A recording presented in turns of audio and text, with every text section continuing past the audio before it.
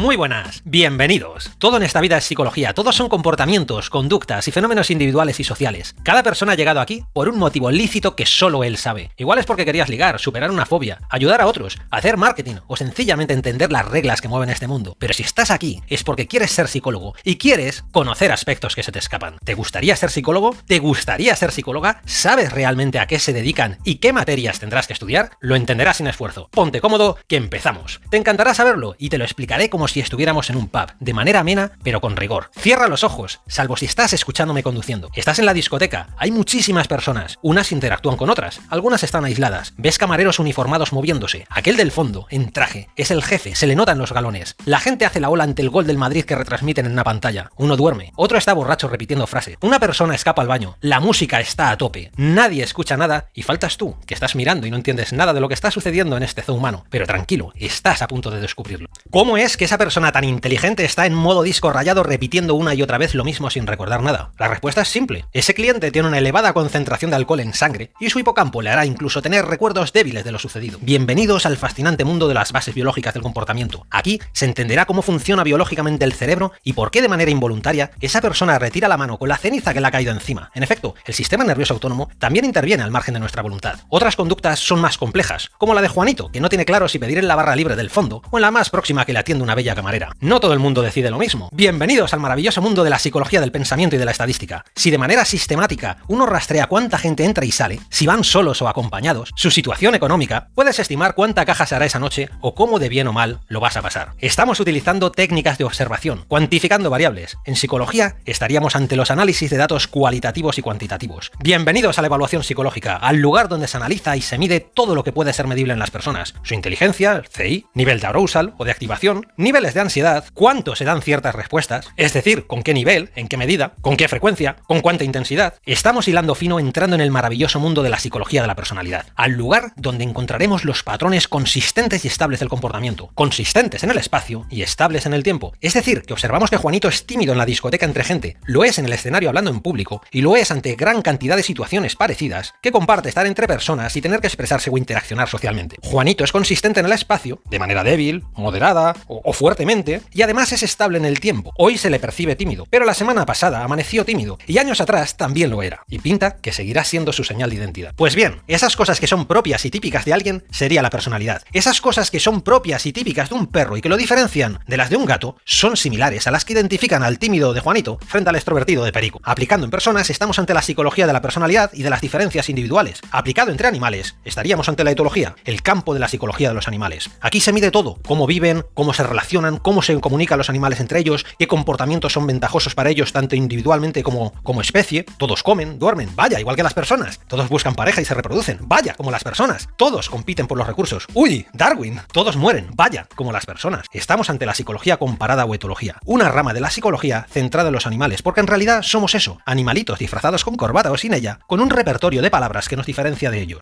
O sea que ellos se comunican con gruñidos, olores y no verbalmente, y nosotros también, pero con soniquetes más complejos, usando sujetos y predicados. Curioso. Bienvenidos al maravilloso mundo de la psicología del lenguaje y al de la psicología de la memoria. Esto se pone interesante. Existen representaciones mentales de las cosas porque tenemos etiquetas o palabras que las identifican. Manzana representa una fruta. Agua identifica el H2O. Frío identifica una temperatura baja. Y si alguien te regala agua muy fría, te está regalando una realidad nueva. Hielo o nieve.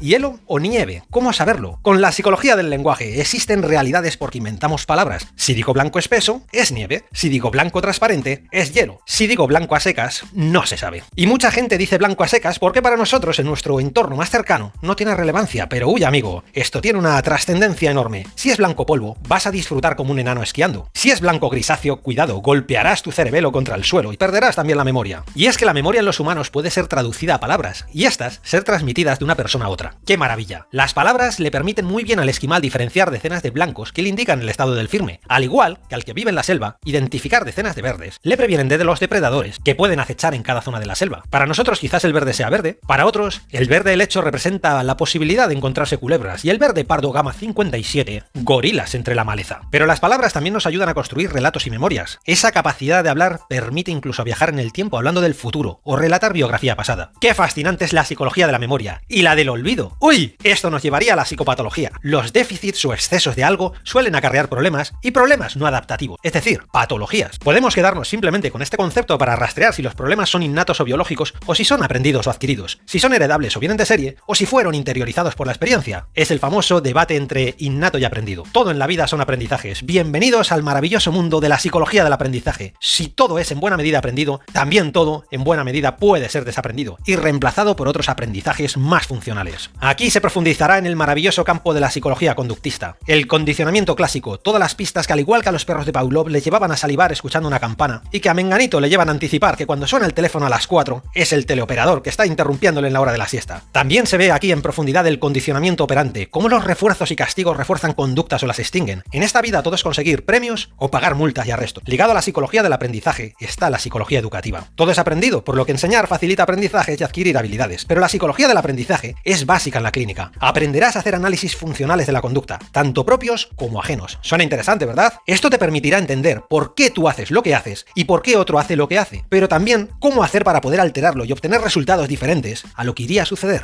Por ello es tan importante en la clínica. Así, por ejemplo, una persona ha sufrido una pérdida y ahora tiene que aprender a vivir en una realidad diferente donde esa persona ya no estará, salvo en la memoria. Como vemos, al igual que en la red internet, todo se interrelaciona con todo. No podemos entender la psicología como asignaturas o habitaciones independientes. Las puertas de la casa están todas abiertas y el aire fluye de una a otra. La pérdida lleva a tristeza, a decirnos palabras feas, a tirar de la memoria recordando cosas y a alterar comportamiento. Esa alteración lleva a déficits o excesos de algo. Oh, vaya, estamos ante psicopatologías. Podemos entenderlas o también etiquetarlas poniéndoles nombres. En ese caso, estaríamos en el maravilloso mundo de los manuales estadísticos de trastornos mentales. Estamos ante el DSM-4, el DSM-5, manuales con todos los tipos posibles de trastornos, que a su vez, como hemos comentado, no dejan de ser palabras que utilizamos para definir ciertos patrones de comportamiento que en el fondo no dejan de ser más que déficits o excesos en ciertos comportamientos o habilidades. Por lo tanto, bienvenidos al mundo de la terapia, a la psicología de la intervención y el tratamiento. Pero no todos los problemas son solucionables. En ocasiones se desarrolla una enfermedad o se sufre un accidente y se dañan partes del cerebro que dirigen el cuerpo y sus funciones comportamentales. Bienvenidos al terreno de la neuropsicología. Aquí se utilizarán pruebas para tratar de encontrar dónde están localizados físicamente los problemas. Cuando tienes un problema en el ordenador, no funciona tu pantalla, pero tú de alguna manera tienes que tratar de identificar dónde está el problema. Uy, vaya, resulta que está en la placa base. Uy, vaya, resulta que no le llega la corriente justo aquí a este circuito. Digamos que estas cosas son las que se exploran en la neuropsicología. Se aplicarán tags craneales, tomografía por emisión de positrones y un montón de técnicas en las que podréis profundizar para entender el comportamiento del cerebro, las múltiples relaciones entre unos órganos y otros, cómo funcionan los sistemas de memoria, qué núcleos o conexiones pueden estar alteradas, en definitiva, entender la mecánica del cerebro de la misma manera que podemos entender la mecánica de un coche y saber que en realidad, si el coche no está avanzando, se debe a que la fuerza de transmisión del motor no está llegando a las ruedas porque hay un corte, por ejemplo, en el embrague, que impide que la cadena de movimiento siga su curso. Pero no todos los problemas están en la persona. En muchas ocasiones, los problemas están en los grupos. Los grupos potencian y refuerzan mucha uniformidad entre sus miembros. Las personas acaban compartiendo ideas, valores, y hay reglas e incluso jerarquías. Bienvenidos a la psicología organizacional. Las personas funcionan como un gran enjambre de abejas, algo así como un hormiguero. Tenemos de una manera cotidiana variables terriblemente potentes y funcionan al margen de las organizaciones. Es más, incluso invisiblemente y sin acuerdos. Imaginemos una persona que hace la ola en un estadio y 20.000 personas más la acompañan sin haberse puesto de acuerdo. Otro ejemplo sería varias personas plantadas en la calle mirando hacia arriba a lo alto de un tejado. La gente pasa y pronto tendremos a todo el mundo mirando hacia el tejado. Hay infinidad de ejemplos. Unos salen corriendo y generan una estampida con multitud de muertos y aplastados en una sala de fiestas. Las decisiones o funcionamientos resultantes de nuestra vida dentro de grupos no siempre se acercan a la sensatez ni a lo correcto. Sencillamente representan una tendencia cuyos efectos cuesta catalogar como sensatos. Como no podía ser de otra forma, se estudiarán los clásicos efectos de Ash, de Milgram, de Zimbardo. Cuando un montón de personas dicen algo equivocado, arrastran a mucha gente a afirmar tal posición, aun sin ni siquiera estar de acuerdo con ella. Los clásicos experimentos de Milgram muestran cómo personas normales pueden convertirse en agentes de destrucción, dándole tales descargas eléctricas bajo la simple presencia de una autoridad. O los clásicos experimentos de Zimbardo. Sí, en efecto, el hábito hace al monje y el mero hecho de vestir como un preso y ser tratado como tal, o vestir a personas de autoridad y darles una porra, lleva a abusos cuando se dan variables como el anonimato, la desindividuación, la despersonalización. El individuo queda invisibilizado en la masa. Ya no funciona como una entidad única, funciona como un todo, como una pieza más dentro del sistema. No pretendo ser exhaustivo, sino dar pequeñas pinceladas. No todos los grupos comparten los mismos ideales y valores. Hay diferencias entre asiáticos, europeos, americanos. No ve la vida igual igual un indio que un sueco, un pastor que un urbanita. Bienvenidos al mundo de la antropología cultural, al estudio de cómo funcionan las culturas y de sus valores compartidos diferencialmente. Porque se comparten patrones y tendencias, pero diferencialmente. No todas las personas son prototípicas ni representativas de su propia cultura, aunque tengan aspectos que de alguna manera podemos decir